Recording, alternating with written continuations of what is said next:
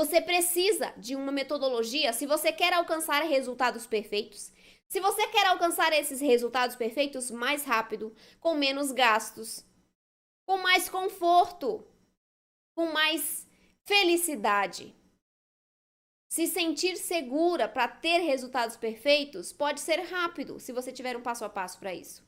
E eu vou te dar uma ótima noção sobre esse passo a passo, sobre essa metodologia, né? Faz parte da metodologia, tudo isso que você vai aprender. Então vamos para os passos? Vamos para os passos. Primeiro passo que você tem que entender ao fazer receita sem glúten, sem leite. A primeira coisa, vamos no geral. O geral é, as receitas sem glúten e sem leite são completamente diferentes das receitas tradicionais. Em todos os sentidos, elas são diferentes. E a gente precisa saber lidar com isso.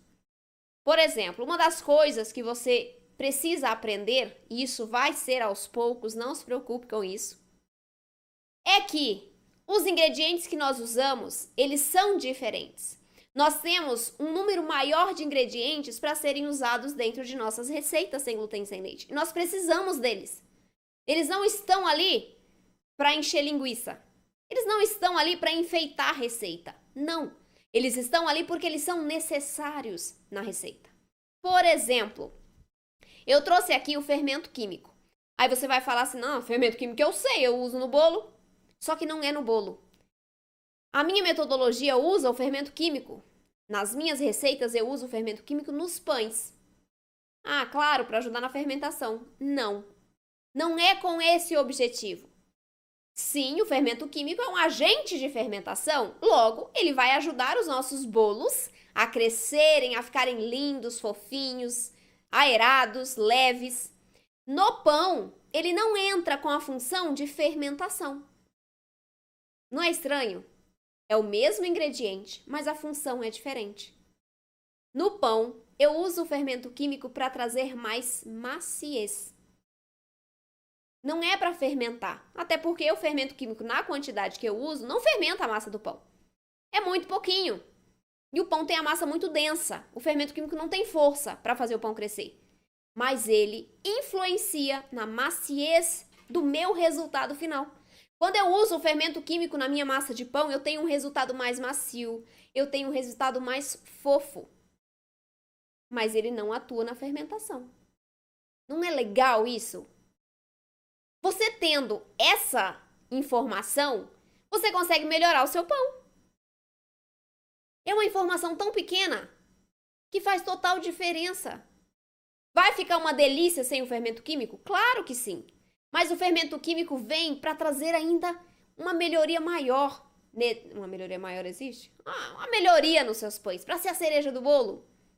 Ele entra com essa função nas massas dos pães, embora nas massas de bolos ele seja, então, o fermento, né, o responsável pela fermentação do seu bolo. No pão ele entra para trazer maciez. Outra coisa sobre ingredientes, que a gente já falando de fermentos, eu vou puxar para o fermento biológico. Biológico só tem um, Gabriela? Não. Fermento biológico são 3. São 3 tipos de fermento biológico. E se você não sabe a diferença entre cada um, você pode perder a sua receita. Sabia disso?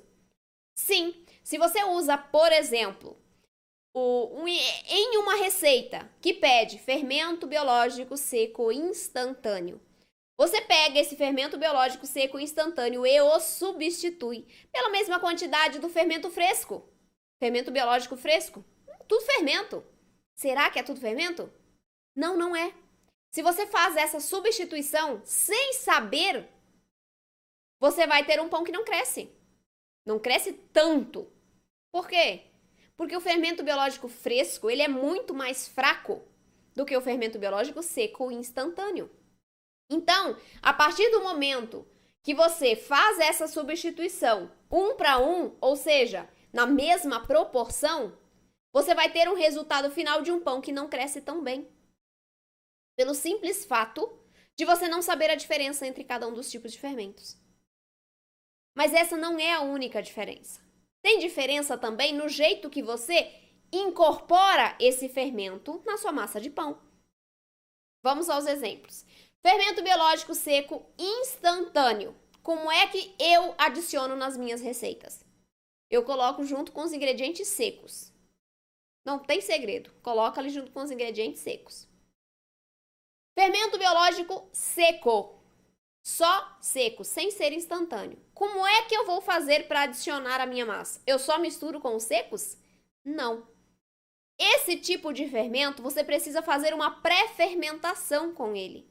Você precisa ativar esse fermento antes de adicioná-lo à sua massa, para que a sua massa já comece a fermentar mais rapidamente. E o fermento biológico fresco?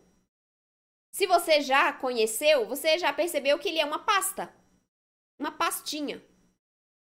Por isso ele é mais fraco, porque ele está diluído, né? Ele está diluído no aditivo que está ali para manter aquela pastinha, fazer aquela pastinha. E aí, no uso desse fermento na receita, eu não posso simplesmente quebrar em pedaços ou colocar a pastinha inteira, né? O tablete inteiro na minha massa, sem fazer nenhum outro tipo de procedimento. Por quê? Porque eu preciso diluir essa minha pastinha.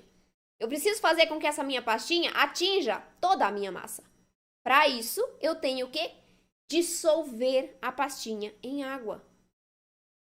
O uso do fermento é diferente a depender do tipo de fermento. A quantidade de fermento biológico é diferente a depender do tipo. O biológico seco instantâneo é o mais forte. Então, em comparação com o fresco, por exemplo, ele é 3 vezes mais forte. Se você fizer a substituição 1 para 1, você vai ter um pão que cresce 3 vezes menos. É simples, mas alguém precisa te ensinar isso. Não está disponível ali na internet. Quando as pessoas te ensinam receitas ou você vê uma receita escrita na internet, não está escrito isso.